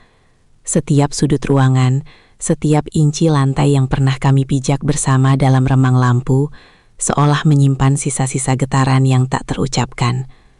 Aku terbangun dengan perasaan yang aneh, campuran antara kecemasan yang menggigit dan gairah yang membuat ujung jemariku terasa kesemutan. Siang itu, matahari Bedugul muncul malu-malu di balik sisa-sisa kabut, namun udara tetap mempertahankan gigitan dinginnya yang khas. Aku baru saja selesai mandi air panas yang lama. Uap air di kamar mandi seolah membantu meluruhkan sedikit rasa bersalah yang menghimpit dada. Meski aku tahu itu hanya sementara. Aku berdiri di depan cermin, mengamati uap yang perlahan memudar dari permukaan kaca. Di sana, aku melihat pantulan diriku yang berbeda. Rambutku masih setengah basah, jatuh berantakan di bahu. Aku memilih untuk mengenakan kimono sutra berwarna biru tua, warna samudra di malam hari, yang hanya disatukan oleh sehelai ikat pinggang kain di pinggangku. Sutra ini terasa sangat dingin saat pertama kali menyentuh kulitku yang hangat. Namun perlahan ia menyerap suhu tubuhku, menempel pada lekuk dada dan pinggul dengan cara yang hampir terasa seperti belayan. Sebagai seorang arsitek restorasi, aku tahu benar tentang struktur. Aku tahu kapan sebuah bangunan membutuhkan penguatan dan kapan ia butuh dibiarkan runtuh agar bisa dibangun kembali. Dan saat aku menatap diriku sendiri, aku sadar bahwa struktur pertahananku sebagai istri Hendra sedang berada di ambang keruntuhan total. Aku melangkah pelan menuju dapur. Lantai kayu di lorong mengeluarkan bunyi derit halus. Sebuah suara yang sudah dipakai berkali-kali oleh para penghuni villa ini sebelumnya. Namun kini suara itu terdengar seperti bisikan rahasia bagiku. Aku merasa haus. Bukan hanya oleh air, tapi oleh sesuatu yang lebih mendasar. Saat aku sampai di ambang pintu dapur, langkahku terhenti secara otomatis. Dion ada di sana. Ia sedang berdiri membelakangiku, menghadap dispenser air. Ia mengenakan kaos hitam polos yang tipis, memperlihatkan garis punggungnya yang kokoh. Ia tampak terdiam sejenak, seperti sedang melamun, atau mungkin, sama sepertiku, sedang mencoba memproses apa yang terjadi di antara kami dalam beberapa hari terakhir. Mendengar langkahku, ia tidak langsung berbalik. Ia membeku sejenak di tempatnya berdiri. Namun, aku bisa melihat perubahan pada postur tubuhnya. Bahunya menegang, dan napasnya terdengar sedikit lebih berat melalui keheningan dapur. "Mbak Maya," ucapnya pelan, akhirnya berbalik. Matanya segera melakukan perjalanan yang sudah mulai aku kenali. Ia menatap rambutku yang basah, lalu turun ke leherku, dan berhenti cukup lama pada bagian belahan dada yang samar terlihat di balik siluet kimono biru tua itu. Tatapannya tidak lagi mengandung keraguan. Ada rasa lapar yang jujur di sana. Jenis rasa lapar yang hanya dimiliki oleh pria muda yang belum belajar cara menyembunyikan hasratnya di balik topeng kesopanan sosial. "Maaf, Mbak," katanya cepat. Suaranya sedikit serak. Ia mencoba memalingkan wajah dan berjalan menuju dispenser untuk mengisi gelasnya, tapi gerakannya tampak kikuk. "Saya tidak tahu Mbak sudah selesai mandi." Aku tersenyum samar. Ada sebuah kekuatan aneh yang kurasakan saat melihatnya gugup. Selama bertahun-tahun dengan Hendra, aku adalah pihak yang selalu mencoba menyesuaikan diri. Selalu menjadi pihak yang diam dan menerima. Namun, di hadapan Dion, aku merasakan kendali itu perlahan berpindah ke tanganku. "Santai saja, Dion. Ini rumahmu juga," kataku sambil berjalan mendekat. Aku mengambil gelas dari rak, sengaja berdiri di sampingnya. Aroma sabun mandiku yang berbau bunga melati bertemu dengan aroma tubuhnya yang maskulin. Udara di dapur yang luas itu tiba-tiba terasa sangat sesak. Seolah oksigen di sekitar kami habis terbakar oleh ketegangan yang memancar. Aku melihat tangan kiri Dion yang memegang gelas sedikit gemetar. Hal kecil itu membuat jantungku berdegup kencang. Ia terpengaruh olehku. Pria muda yang tampak begitu kuat dan berani ini ternyata bisa runtuh hanya karena kehadiranku dalam kimono sutra yang basah. "Dion," panggilku lembut. Ia menoleh. Matanya tampak menyimpan badai yang siap meledak. "Ya, Mbak." "Kalau kamu tidak keberatan," aku menjeda, membiarkan mataku menatap langsung ke dalam matanya. "Bisa bantu pijat pundakku sebentar? Tadi saat merapikan pot di taman belakang, rasanya ada otot yang agak keselio." Itu adalah sebuah kebohongan kecil. Sebuah dalih yang sangat transparan. Namun, di dalam permainan yang sedang kami mainkan ini, kebohongan adalah mata uang yang sah. Kami berdua tahu, itu bukan tentang pundak yang pegal. Ini tentang izin untuk menyentuh. Dion membeku. Ia menatapku seolah ingin memastikan apakah aku benar-benar memberikan lampu hijau. Mak serius? Hanya sebentar, kalau kamu tidak sibuk. Jawabku sambil berbalik membelakanginya. Aku duduk di salah satu kursi kayu tinggi di dekat meja dapur. Aku menarik rambutku yang basah ke satu sisi, menyingkapkan tengkuk dan bahuku sepenuhnya. Di bawah cahaya lampu dapur yang putih bersih, kulitku tampak sangat pucat dibandingkan dengan warna biru tua kimonoku. Aku bisa mendengar napas Dion yang tertahan di belakangku. Selama beberapa detik yang terasa seperti 1 jam, ia tidak bergerak. Lalu, aku merasakan kehadirannya semakin dekat. Panas dari tubuhnya mulai merambat ke punggungku sebelum ia benar-benar menyentuhku. Lalu tangannya menyentuh kulitku. Sentuhannya canggung di awal. Jari-jarinya yang kuat dan sedikit kasar terasa sangat panas di atas kulitku yang masih hangat karena sisa mandi air panas. Aku menarik napas pelan, memejamkan mata saat ia mulai menekan titik-titik di bahuku. "Di sini?" tanyanya. Suaranya kini berada tepat di belakang telingaku. "Ya, di sana," bisikku. Perlahan, kecanggungan itu hilang, digantikan oleh kepercayaan diri yang berbahaya. Jari-jari Dion mulai bekerja dengan ritme yang teratur. Ia menekan, memutar, dan mengelus otot-otot bahuku dengan cara yang membuat seluruh tubuhku terasa lemas. Aku bisa merasakan setiap kapiler di bawah kulitku bereaksi. Ini bukan sekadar pijatan, ini adalah sebuah eksplorasi. Mbak Maya punya kulit yang sangat lembut, bisiknya. Tangannya kini merayap sedikit lebih rendah, menyentuh bagian atas punggungku yang tidak tertutup kain. Seperti porselen yang sudah dipakai berkali-kali, tapi tetap terjaga keindahannya. Aku tidak menjawab. Aku hanya membiarkan kepalaku terkulai ke depan, memberikan akses lebih banyak bagi tangannya. Keheningan dapur hanya diisi oleh suara napas kami yang mulai tidak beraturan, dan detak jantungku yang seolah-olah sedang menabuh jenderang di dalam dada. Aku tahu dia bisa merasakannya. Dia bisa merasakan bagaimana tubuhku bereaksi di bawah sentuhannya. Aku merasa sangat berkuasa. Namun di saat yang sama, aku merasa sangat rentan.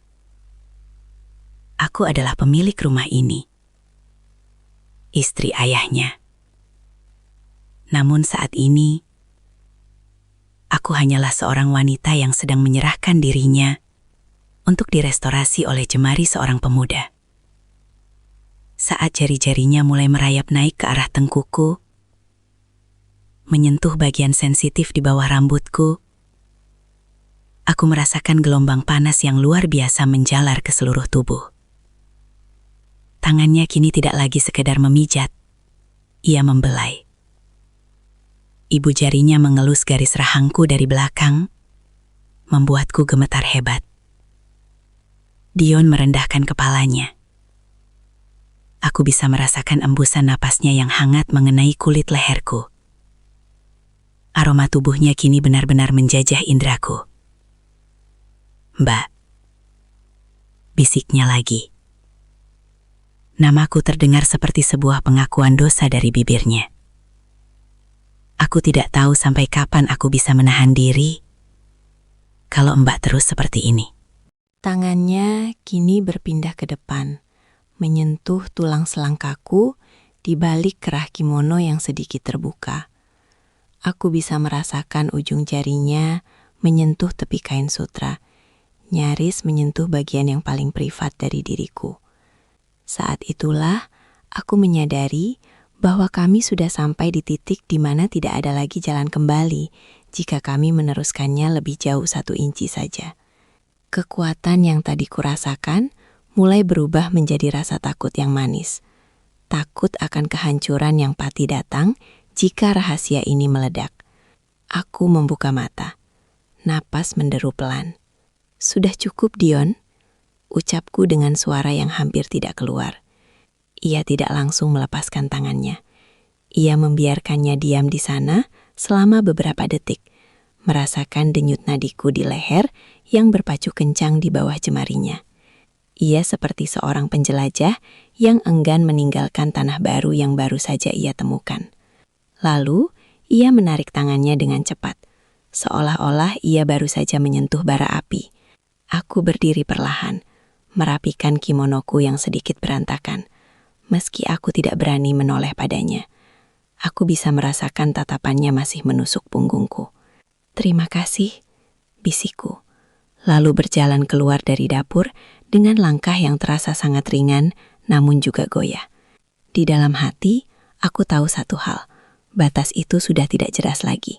Kami berdua sama-sama tahu apa yang kami inginkan, dan kami berdua sama-sama tidak ingin menarik diri. Di villa yang dingin ini, kami baru saja menyalakan api yang tidak akan bisa dipadamkan oleh hujan selebat apapun di bedugul. Aku berjalan menuju kamarku. Namun, aroma Dion masih tertinggal di kulit bahuku.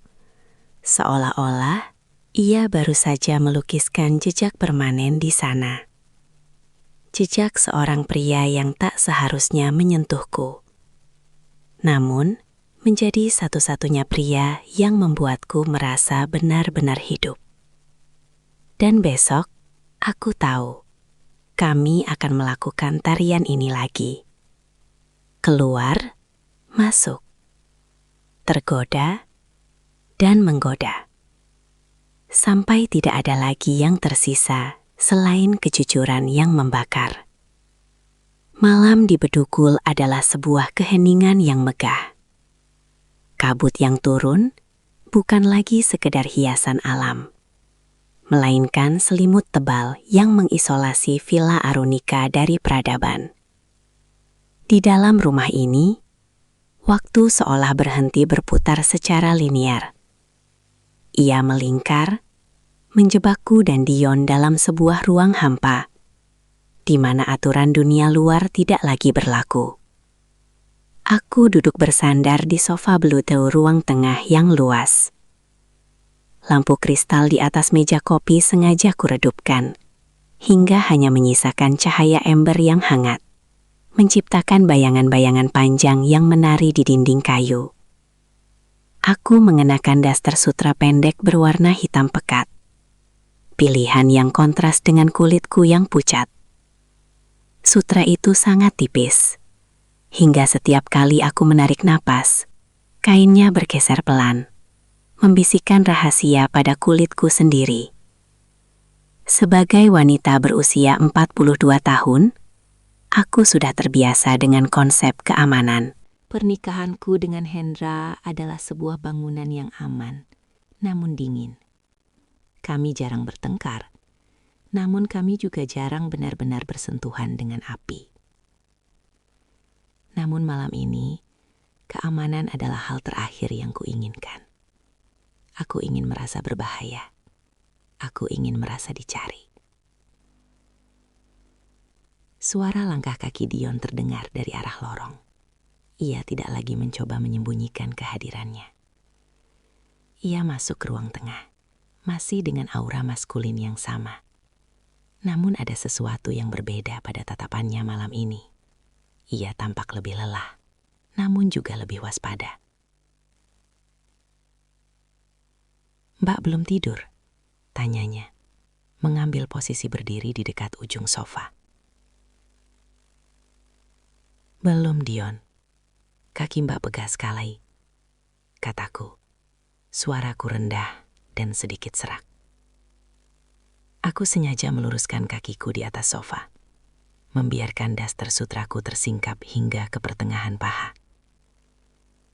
Mungkin karena tadi terlalu banyak berdiri di studio. Dion terdiam, matanya jatuh pada kakiku yang telanjang. Di bawah cahaya remang, lekuk pahaku tampak seperti pahatan marmer yang halus. Aku bisa melihat jakunnya bergerak saat ia menelan ludah.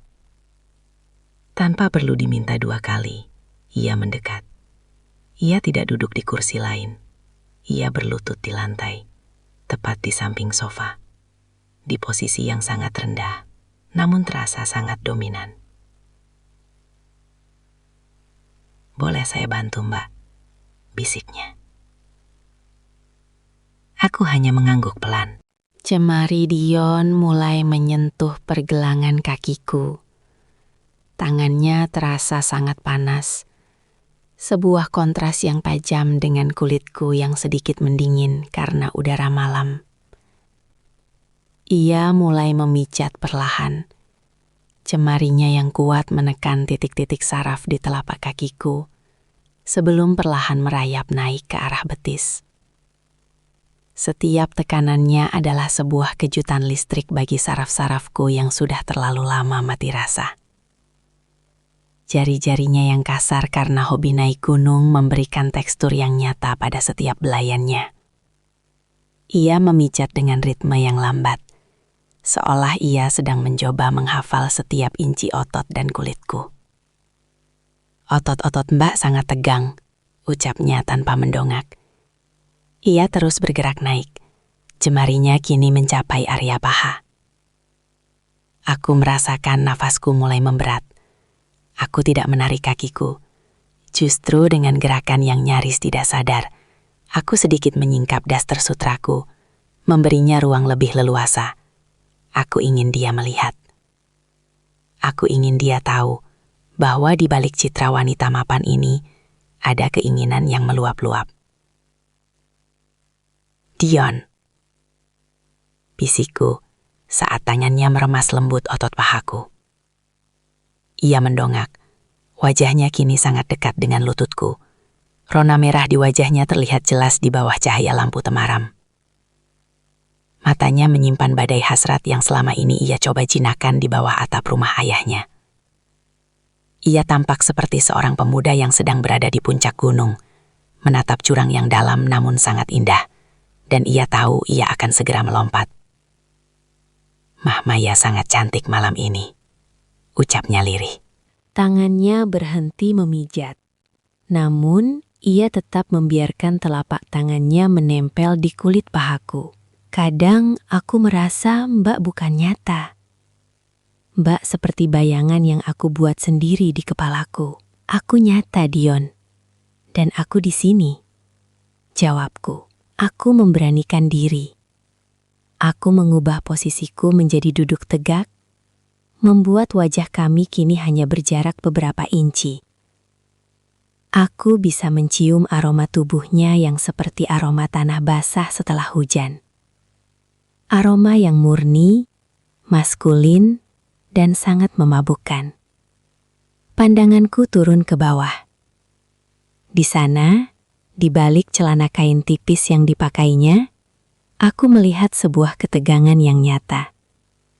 Sebuah bukti fisik bahwa kehadiranku, sentuhanku, dan permainan ini telah meruntuhkan pertahanan pria mudaku ini.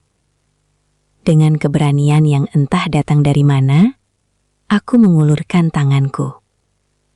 Jari-jariku yang gemetar menyentuh lututnya, lalu merayap naik perlahan di atas kain celananya. Saat tanganku mencapai pusat ketegangannya, aku merasakannya bergetar. Dion menarik napas tajam. Matanya membelalak, namun ia tidak menjauh.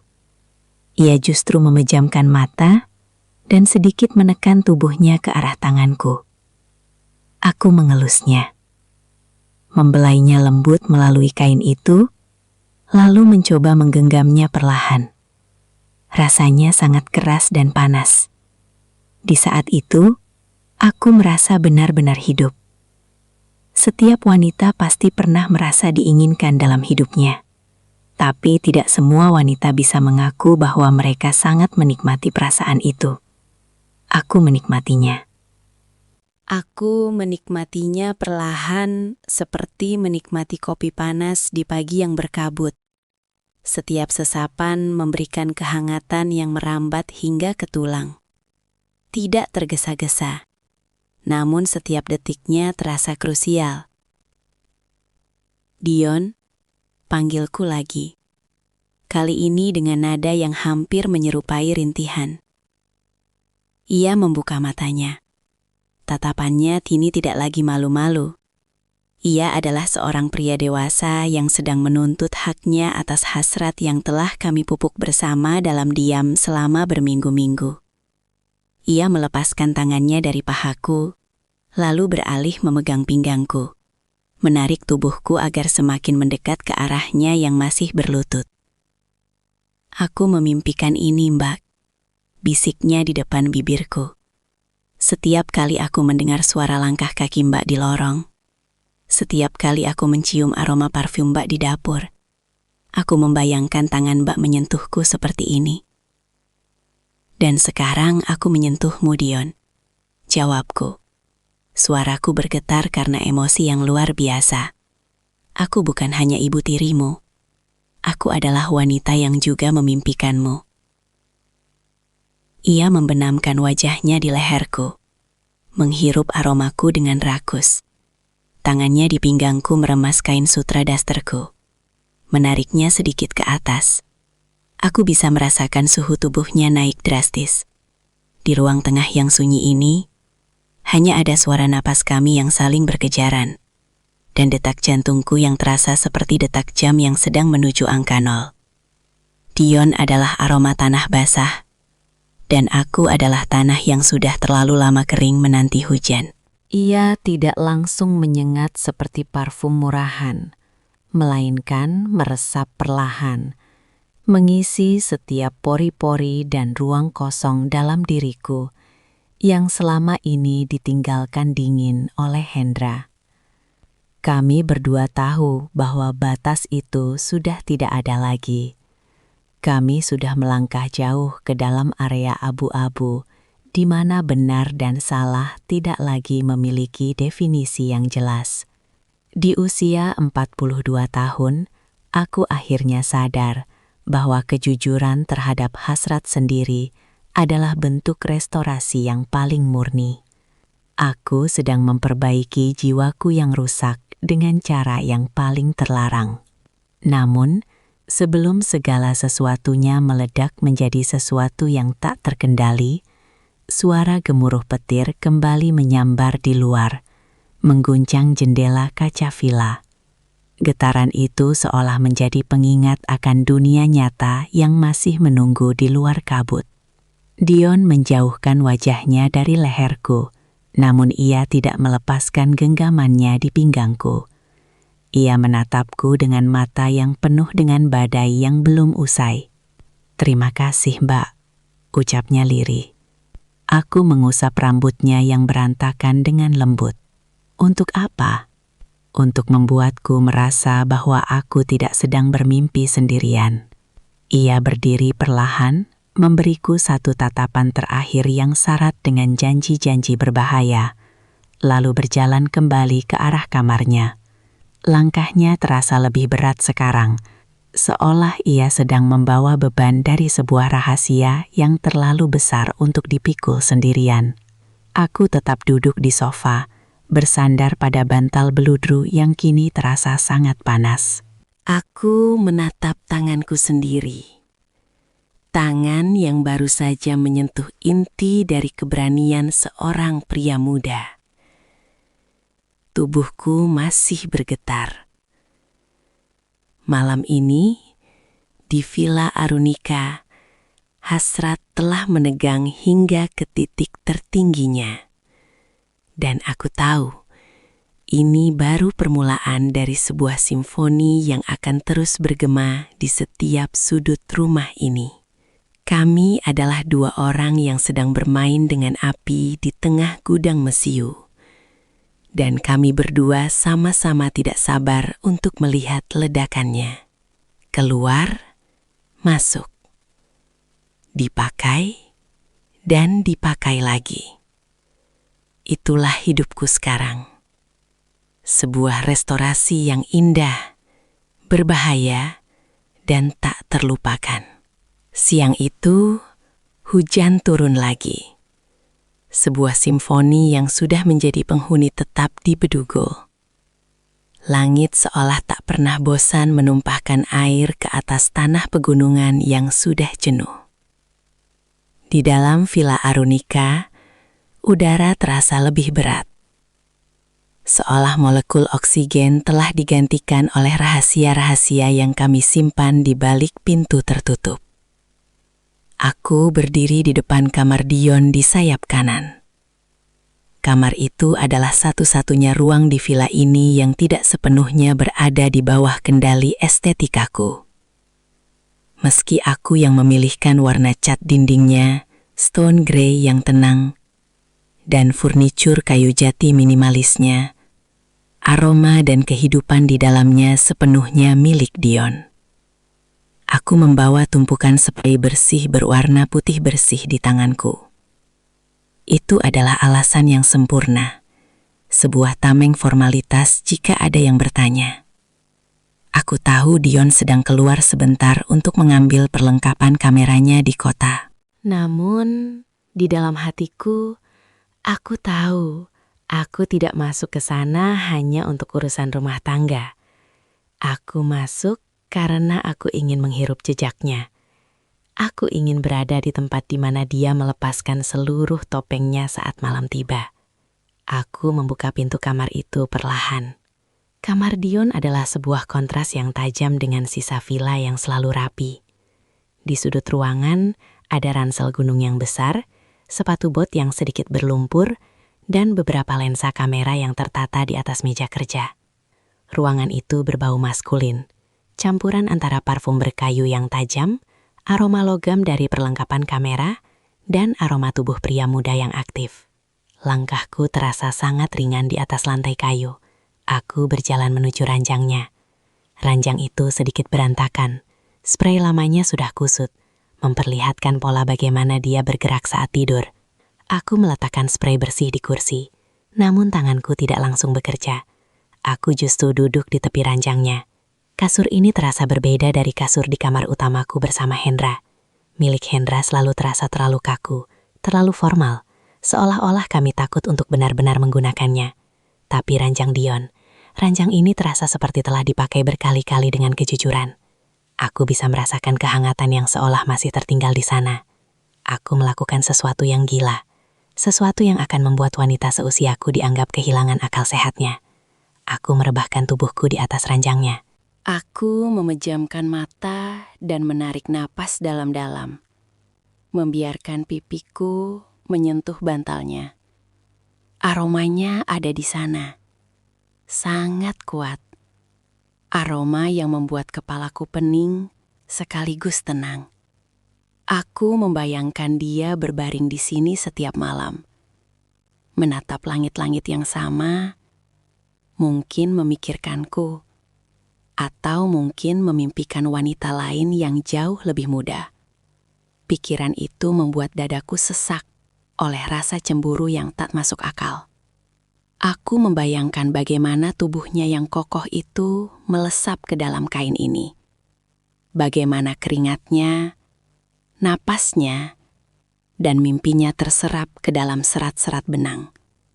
Di usia 42 tahun, aku merasa seperti seorang remaja yang sedang mengagumi pemujaannya secara rahasia. Aku merasa hidup, sekaligus sangat berdosa. Tiba-tiba, suara deru motor besar terdengar di kejauhan, membelah suara hujan. Itu dia. Aku seharusnya segera bangkit dan mulai mengganti spray itu seolah-olah tidak terjadi apa-apa. Namun, tubuhku terasa lumpuh. Aku justru tetap diam di sana, membiarkan diriku tenggelam dalam aromanya lebih lama. Langkah kaki terdengar di lorong, cepat dan berat. Suara pintu depan terbuka dan tertutup, diikuti suara langkah menuju kamar ini. Pintu terbuka pelan. Dion berdiri di ambang pintu. Ia basah kuyup. Jaket kulitnya berkilat karena air hujan, dan kaus putih di baliknya menempel ketat pada otot dadanya yang menderu karena napas yang cepat. Ia memegang helm di satu tangan, dan matanya langsung terpaku padaku. Aku masih rebah di atas ranjangnya. Blus lembutku sedikit tersingkap di bagian pinggang karena posisiku, dan rambutku berantakan di atas bantalnya. Aku menoleh pelan, menatapnya tanpa mencoba untuk bangun. "Mbak," suaranya serak, nyaris tenggelam oleh suara hujan di luar. "Maaf Dion," kataku. Suaraku terdengar jauh.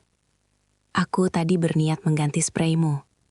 Tapi tiba-tiba hujan turun deras sekali, dan aku merasa sangat lelah. Aku tidak sengaja merebahkan diri sebentar. Dion tidak menjawab. Ia meletakkan helmnya di meja dengan gerakan mekanis, tanpa melepaskan pandangannya dariku. Ia melangkah masuk ke dalam kamar, menutup pintu di belakangnya. Suara klik saat pintu terkunci terdengar seperti vonis mati sekaligus kelahiran baru bagiku. Ia berjalan mendekat ke arah ranjang. Air menetes dari rambutnya ke lantai kayu, menciptakan jejak basah yang mengikuti langkahnya. Ia berhenti tepat di sampingku. Aroma hujan yang dingin bercampur dengan panas tubuhnya yang menyengat, membuat atmosfer kamar itu terasa menyesakan. "Mbak tahu apa yang Mbak lakukan?" tanyanya. Ia tidak menuduh. Suaranya lebih terdengar seperti seseorang yang sedang menahan rasa sakit yang luar biasa. Aku hanya mengganti spray, Dion. Bohongku lagi. Meski aku tahu kebohongan itu sudah tidak ada harganya lagi sekarang. Mbak berbaring di bantal tempat aku tidur setiap malam. Ia menyela. Suaranya kini bergetar. Ia duduk di sisi ranjang, hanya sejengkal dariku. Kurasakan berat tubuhnya membuat kasur itu miring ke arahnya. Mbak menghirup aroma yang selalu aku simpan untuk diriku sendiri. Aku memberanikan diri untuk duduk tegak. Kami kini duduk bersisian di atas ranjang yang berantakan itu. Lengan kami nyaris bersentuhan. Kurasakan suhu tubuhnya yang dingin terkena hujan, kontras dengan kulitku yang hangat. "Lalu kenapa?" tantangku, menatap langsung ke dalam matanya yang coklat gelap. "Apa aku tidak boleh berada di sini?" Dion menatapku lama. Tatapannya tidak lagi mengandung keraguan atau kegugupan pemuda biasa. Ada badai di sana. Badai yang lebih besar dari hujan di luar villa. "Mbak Arini," ia memanggil nama asliku. Nama yang jarang sekali ku dengar dari bibirnya. Kalau aku bilang aku selalu memikirkan kamar ini setiap malam, bukan karena ranjangnya. Tapi karena aku membayangkan Mbak ada di sini bersama aku. Apa Mbak akan marah? Aku menahan napas. Kalimat itu terasa seperti meremas jantungku. Yang tidak seharusnya terjadi, memang yang paling sulit dihindari, Dion. Sahutku pelan. Kalimat itu seolah menjadi kunci pembuka bendungan. Dion tiba-tiba memegang tanganku.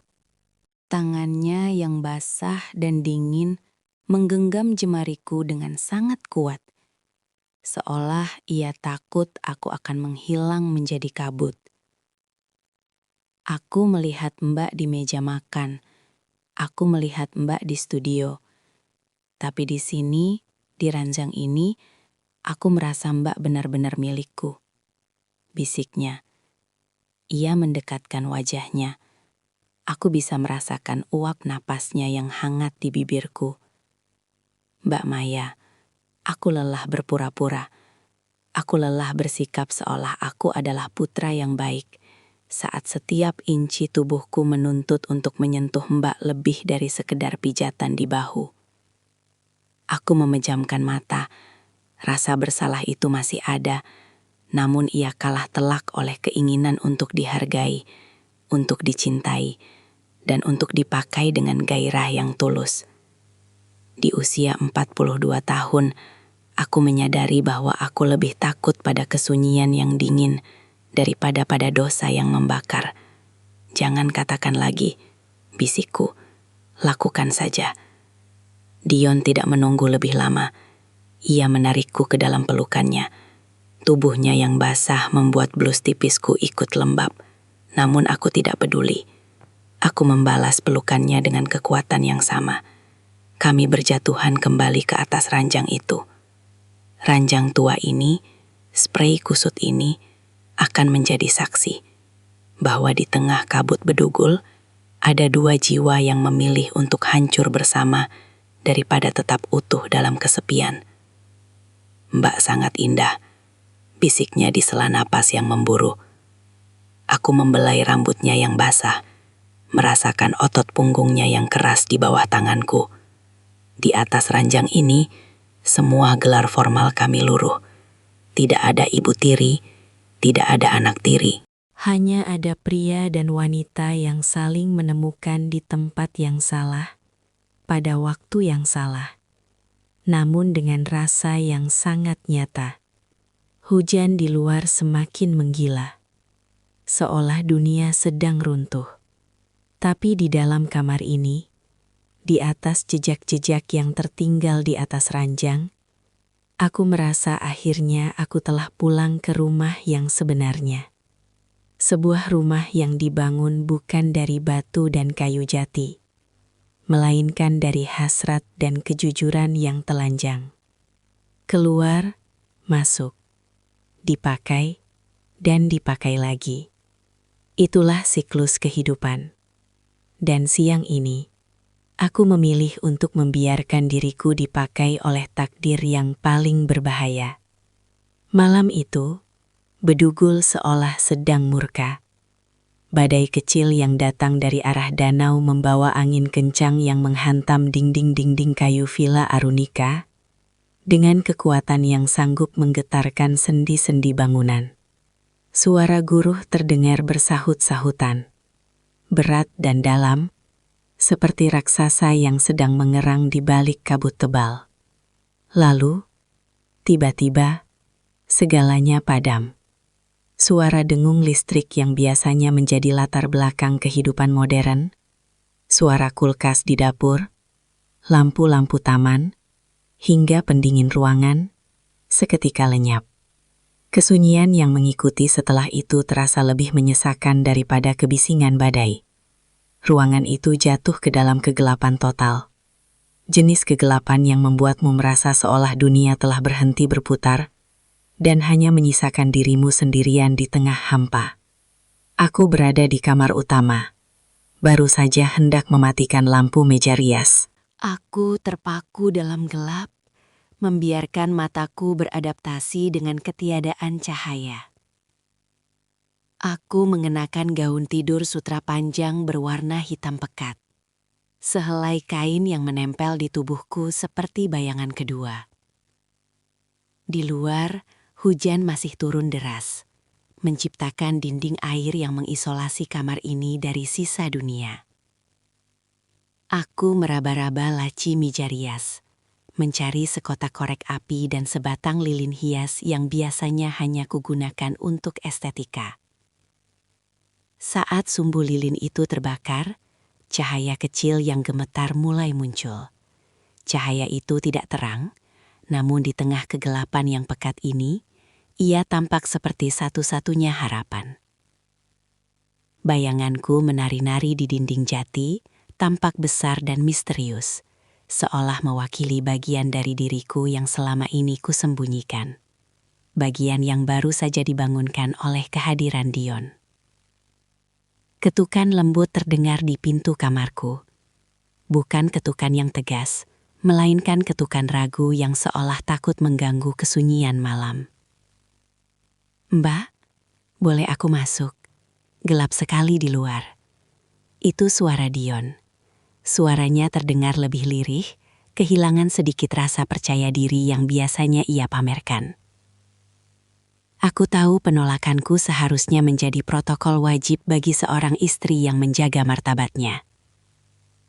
Tapi hatiku, yang sudah dipakai berkali-kali oleh rasa sepi, tidak sanggup untuk berkata tidak. "Masuklah, Dion," jawabku pelan. Pintu terbuka. Dion melangkah masuk dengan perlahan. Ia hanya mengenakan kaos polos berwarna gelap dan celana tidur. Cahaya lilin di meja riasku membuat fitur wajahnya terlihat lebih dramatis. Rahangnya yang tegas, tulang pipinya, dan matanya yang kini tampak lebih dalam dari biasanya. Ia tidak tampak seperti mahasiswa lagi. Ia tampak seperti pria dewasa yang sedang memikul beban pengakuan yang sangat berat. "Aku benci kegelapan," katanya lirih, hampir seperti sebuah bisikan. Ia berjalan menuju sofa kecil di sudut kamarku dan duduk di sana, namun pandangannya tetap tertuju padaku. Tapi entah kenapa, Malam ini, aku merasa sangat tenang di sini, di kamar Mbak.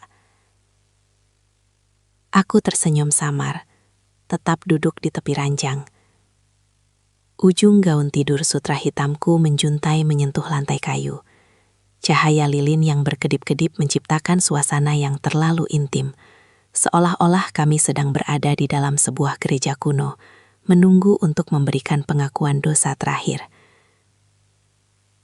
Kamar ini biasanya sangat dingin, Dion, kataku. Mungkin karena ukurannya yang terlalu besar untuk dihuni oleh perasaan yang kecil.